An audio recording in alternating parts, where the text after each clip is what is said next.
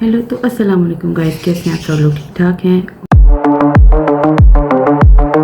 उम्मीद है कि सब लोग ठीक ठाक होंगे, सब खैर खैरियत से होंगे। सबसे पहले तो माज़रत, मैं किसी वजह से बिज़ी थी और मैं आप लोगों को किसी भी चीज़ से अपडेट नहीं कर सकी। मैं अपना मतलब वीडियोस नहीं बना सकी, तो उसके लिए सबसे पहले माज़रत। फिर उसके बाद अब हम करते हैं अपनी वीडियो का आगाज़ इंशाल्लाह ताला। सबसे पहले तो ये है कि जो भी वो ये हमारे पास एक्सटेंशन का सिनेरियो चला था, अल्हम्दुलिल्लाह 18 के बाद भी 25 तक जो लोग ट्रैवल कर चुके हैं उन्होंने ट्रैवल किया भी है। बहुत अच्छे अपडेट्स भी आए हैं, बहुत अच्छे मेरे पास कमेंट्स भी आए हैं।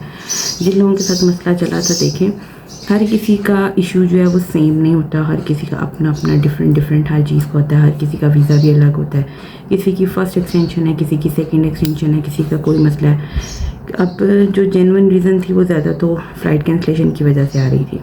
अब एक मेरे पास कमेंट आया हुआ था, जी मेडिकल इस तरह तो वो हमें अंदर नहीं जाने दे रहे हैं, इस तरह या उस तरह। 100,000 मामलात होते हैं, आगे जाके लक के ऊपर काम करता है।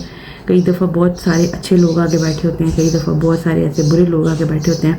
हमें खुद भी नहीं पता है, क्योंकि ये सारी चीज़ें जो है वो लक पर डिपेंड करती हैं। अगर कोई कहे झूठ है, सच है, इस तरह या उस तरह, तो कुछ भी नहीं है। आप देखें, हम लोग जिस दिन जवाज़ात के दफ्तर गए, उन्होंने हमें कोई किसी किस्म का मैनुअल ऑटो वो नहीं बताया कि आपके अबशर पे आएगा या आपके मतलब अकामा पे आएगा या कहीं पे भी तवासल पे डेट चेंज होगी, या उन्होंने हमें कोई भी ऐसा पेपर नहीं दिया है कि आप ये पेपर ले जाएं कि आप 25 तक स्टे कर सकते हैं और 25 के बाद आप ट्रैवल कर सकते हैं। कुछ भी ऐसा प्रूफ हमारे पास नहीं था। बस उन्होंने मुंह से बोल दिया कि आप लोग जाएं, जहाँ से आप लोग ऑफलोड हुए उस वाले एयरपोर्ट से आप ट्रैवल नहीं कर सकते, बाकी आप हर किसी एयरपोर्ट से जो वो ट्रैवल कर सकते हैं। तो वो लोगों ने ट्रैवल किया भी अल्हम्दुलिल्लाह सुम्मा अल्हम्दुलिल्लाह, बगैर किसी फ़ाइन, बगैर किसी पेनल्टी, बगैर किसी परेशानी के उन लोगों ने किया भी है। हाँ, ये चीज़ है कि किसी को नहीं करने दिया या किसी को वापस भेजा या किसी का एयरपोर्ट या किसी का, तो हर किसी का अपना अपना कोई ना कोई। अब एक देखे ना कि एक बंदा है वो वहाँ पे आके बोल रहा है, मेरे सामने की बात है, मेरे साथ एक फैमिली थी कि हमारी भी कैंसिलेशन का मसला बनाया गया, वो है इस तरह उस तरह, लेकिन उनकी जेन्युइन रीज़न क्या थी? कोई फ़्लाइट कैंसिलेशन नहीं थी। वो खुद अपने घर से कहीं डेट निकले हैं एयरपोर्ट, उनकी फ़्लाइट छूटी हुई थी।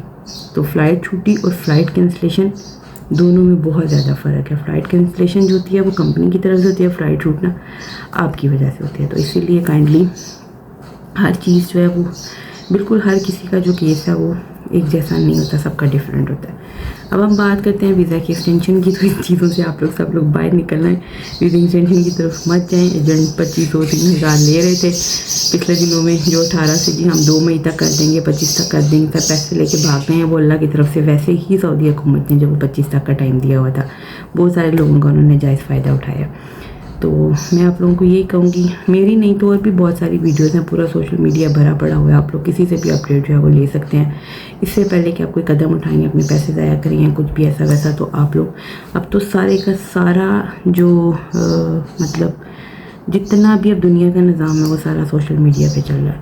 अगर आप 100 वीडियोस खोलते हैं, 100 में से 70 वीडियोस तो सच्ची होंगी 30 अगर झूठी भी हो जाएंगी, या 30 अगर झूठी होंगी तो 70 सच्ची तो होंगी। तो आप लोग जो थोड़ा सर्वे कर लिया करें, पूछ लिया करें, फिर उसके बाद जो है वो ख़ास तौर पे इन मामलों में पैसे देना या कुछ बाद में लोग फंस जाते हैं। अब हम आते हैं अपने नए स्टेप की तरफ। तो नया स्टेप हमारा ये है कि जो हमारे वीज़ाज़ हैं वो कब ओपन हो रहे हैं।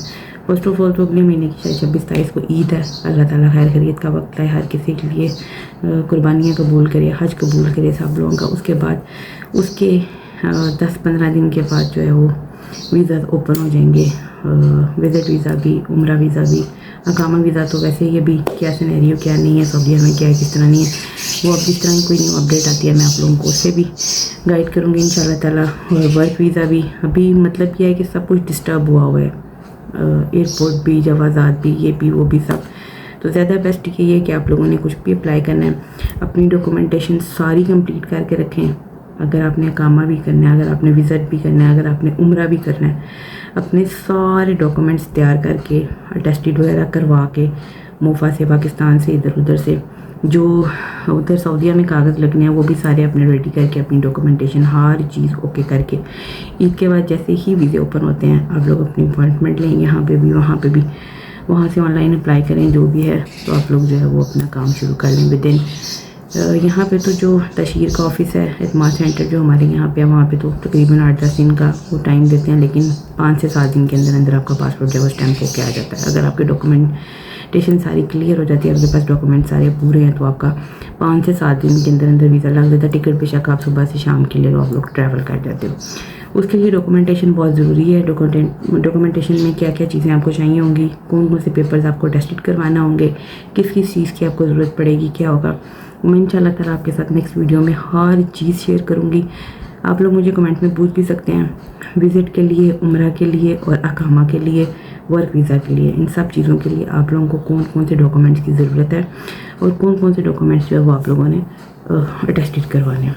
तो उसके लिए जो है वो मैं आपको लिए इंशाल्लाह ताला नेक्स्ट जो वीडियो है वो डिटेल पूरी वीडियो आप लोगों के लिए लेके आऊँगी।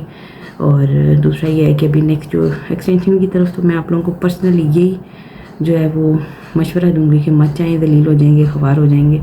वही जो ज़लील ख़वार होकर पैसे आपने खर्च करने हैं वो अपने अपने मुल्क में जाएँ, चक्कर लगा के खैर खैरियत से वापस आए इंशाल्लाह ताला। ईद के बाद वीज़े ओपन हो जाएंगी तो फिर हम लोग वापस आ सकते हैं इंशाल्लाह ताला। अल्लाह ताला खैर खैरियत का वक्त है, हर किसी के लिए आसानियाँ पैदा करे, हर किसी के लिए आसानी वाले मामलात पैदा करे, अपनी रहमतों अपनी बरकतों अपनी नेमतों से नवाजे। तब तक के लिए मुझे इजाज़त दे। मेरे चैनल को जल्दी से सब्सक्राइब करें, लाइक करें, अच्छे अच्छे से कमेंट्स क्वेश्चंस करें, मैं सबको रिप्लाई देती हूँ इंशाल्लाह ताला। आगे भी मैं सबको रिप्लाई दूँगी। मिलते हैं आपको एक नई वीडियो के साथ, एक नई अपडेट के साथ। तब तक के लिए अल्लाह हाफ़िज़।